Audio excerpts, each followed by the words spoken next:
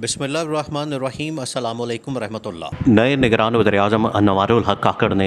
हलफ उठा लिया और हलफ उठाते साथ ही कौम के नाम बड़ा अहम तरीन पैगाम दिया। जैसे ही उन्होंने हलफ लिया, सबसे पहले तो उनको गार्ड ऑफ ऑनर पेश किया गया। उसके साथ ही शहबाज शरीफ को रुखसती का गार्ड ऑफ ऑनर पेश किया गया। उनको वज़ीर-ए-आज़म हाउस से रुखसत किया गया और वज़ीर-ए-आज़म हाउस से रुखसत करते वक्त अनवारुल हक काकड़ ने उनको सी ऑफ किया। बाहर गाड़ी के वक्त गाड़ी के पास छोड़ने के लिए आए, उस वक्त उन्होंने सी ऑफ किया और उसके बाद अनवारुल हक काकड़ को निगरान वज़ीर-ए-आज़म बनने के ऊपर गार्ड ऑफ ऑनर पेश किया गया। जैसे ही उन्होंने हलफ उठाया तो उस मौके पर जनरल आसिम मुनीर, उस मौके पर सदर आरिफ अलवी ने उनसे हलफ लिया और बहुत ही बड़े बड़े लोग, पाकिस्तान की टॉप लेवल की जितनी लीडरशिप है, वो चाहे सिविल लीडरशिप हो या फिर मिलिट्री लीडरशिप हो, सारी की सारी वहाँ पर मौजूद थी। जिसमें जनरल आसिम मुनीर वहाँ पर मौजूद थे, शहबाज शरीफ वहाँ पर मौजूद थे, सदर आरिफ अलवी वहाँ पर मौजूद थे, अनवारुल हक काकड़ निगरान वज़ीर-ए-आज़म वहाँ पर मौजूद थे, स्पीकर कौमी असम्बली राजा परवेज़ अशरफ वहाँ पर मौजूद थे, कैबिनेट वहाँ पर मौजूद थी। तो एक बहुत बड़ी गैदरिंग वहाँ पर मौजूद थी और इस मौके पर उसके बाद इस मौके पर बड़ा ज़बरदस्त किस्म का माहौल था। फिर 14 अगस्त का दिन था, तो 14 अगस्त के दिन ये वाली तकरीब मुनक़्क़िद की गई और 14 अगस्त को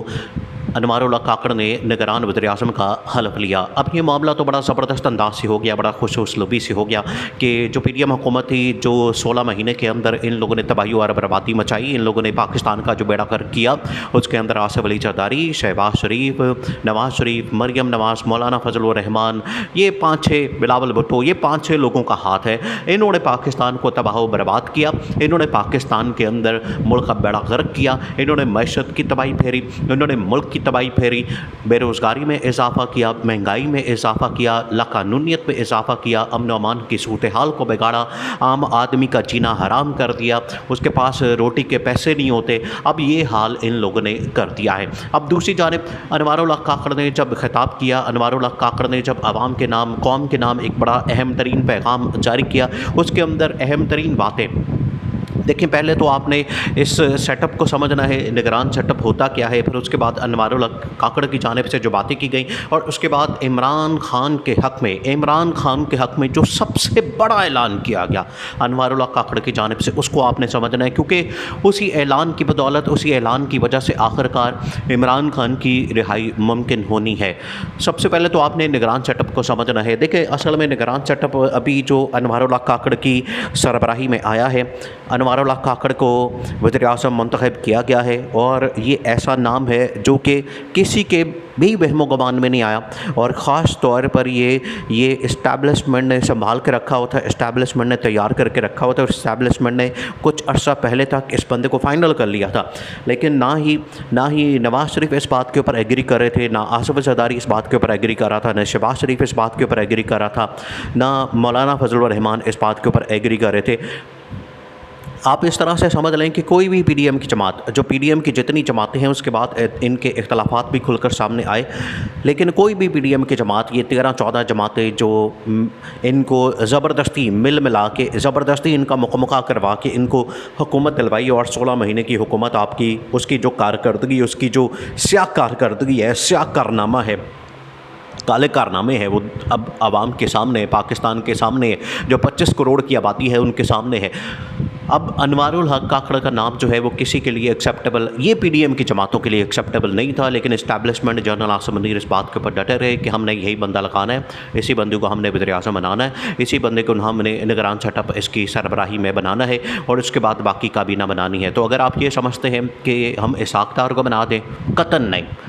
साफ़ इनकार कर दिया। अगर इनकी जानिब से ये कहा गया कि जलील अब्बास जिलानी को बना दें वज़ीर-ए-आज़म, साफ़ इनकार कर दिया। क्या इनकी जानिब से और बड़े नाम सामने आए, तसद्दुक़ हुसैन जिलानी को वज़ीर-ए-आज़म लगा देते हैं, नवाज़ शरीफ ने कहा कि शहबाज शरीफ को ही कंटिन्यू करवा देते हैं, या फिर ख्वाजा आसिफ को बना देते हैं, शाइखा खान अब्बासी को बना देते हैं। तो निगरान वज़ीर-ए-आज़म, और आप अंदाज़ा करें इनकी जमहूरियत, ये बड़ी पाकिस्तान के अंदर जमहूरियत करते हैं, आप इनकी जमहूरी सोच का अंदाज़ा इस बात से कर सकते हैं कि किस कदर गैर जमहूरी, गैर आइनी और गैर कानूनी किस्म की सोच इनमें पाई जाती है कि आप अपनी पार्टी का आदमी उठा के तो उसको कहते हैं कि आप वज़ीर-ए-आज़म लगा दें। जिस तरह से ये इसहाक़ डार का नाम चला,